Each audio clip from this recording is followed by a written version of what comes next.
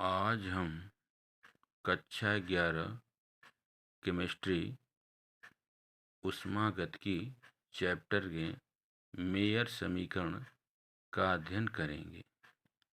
Mayor समीकरण क्या है? Cp माइनस Cv बराबर R, जहाँ Cp क्या है? स्थिर दाब पर ऊष्माधारिता, P माने प्रेशर, C माने ऊष्माधारिता, माइनस Cv, C क्या है? ऊष्माधारिता, V क्या है? आयतन। स्थिर आयतन पर ऊष्माधारिता बराबर R। R क्या है? गैस स्थिरांक। चलिए, अब ऊष्माधारिता पहले हम जानेंगे कि किसी पदार्थ की ऊष्माधारिता क्या होती है। ऊष्माधारिता देखिए, किसी पदार्थ का ताप, केवल ताप कितना बढ़ाना है? 1 सेंटीग्रेड। जैसे मान लीजिए कोई पदार्थ आपके पास है, उसका ताप 20 डिग्री सेंटीग्रेड है इस समय। चाहे वो पदार्थ 1 किलो हो, 2 किलो हो, 3 किलो, उस पर डिपेंड नहीं, पदार्थ है और उसका ताप इस समय 20 डिग्री सेंटीग्रेड है। अब हमको 21 डिग्री सेंटीग्रेड करना है, अर्थात 1 डिग्री बढ़ाना है। तो 1 डिग्री बढ़ाने के लिए जितनी ऊष्मा हमको चाहिए, जितनी ऊष्मा की आवश्यकता होती है, उसे उस पदार्थ की ऊष्माधारिता कहते हैं। अब प्रश्न उठता है कि ऊष्माधारिता को किससे लिखते हैं? C से। अब प्रश्न उठता है कि ऊष्माधारिता का फार्मूला क्या होता है? तो C बराबर Q अपान डेल्टा T। अब प्रश्न उठता है कि Q क्या है? यहाँ ऊष्मा की मात्रा। डेल्टा T क्या है? ताप में वृद्धि।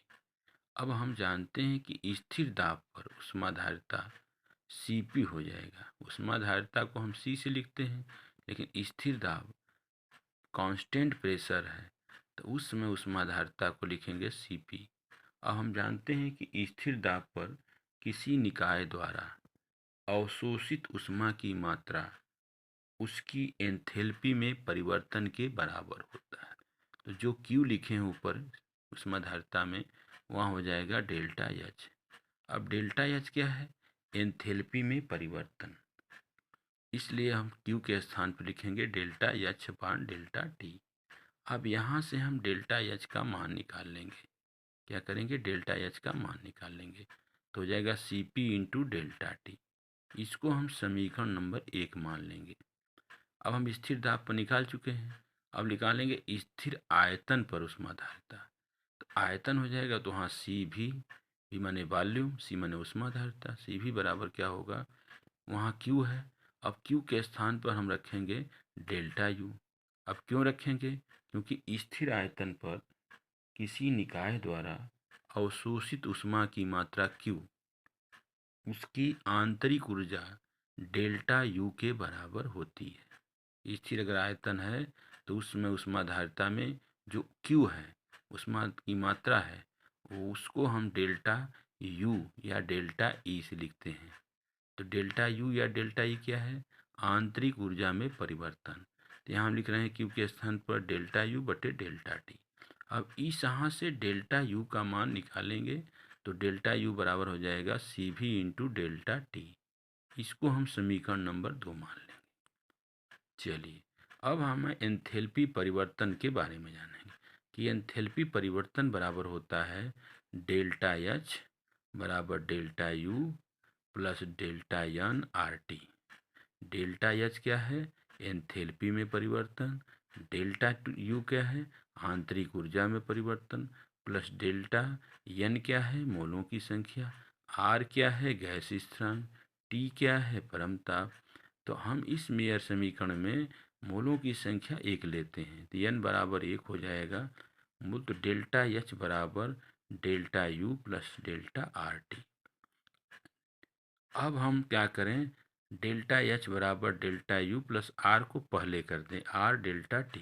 इसको हम समीकरण नंबर 3 मान लें। अब समीकरण 3 में जो डेल्टा H बराबर delta U plus R delta T है, इसमें समीकरण 1 से डेल्टा H का मान रखेंगे और डेल्टा U का समीकरण नंबर 2 से मान रखेंगे।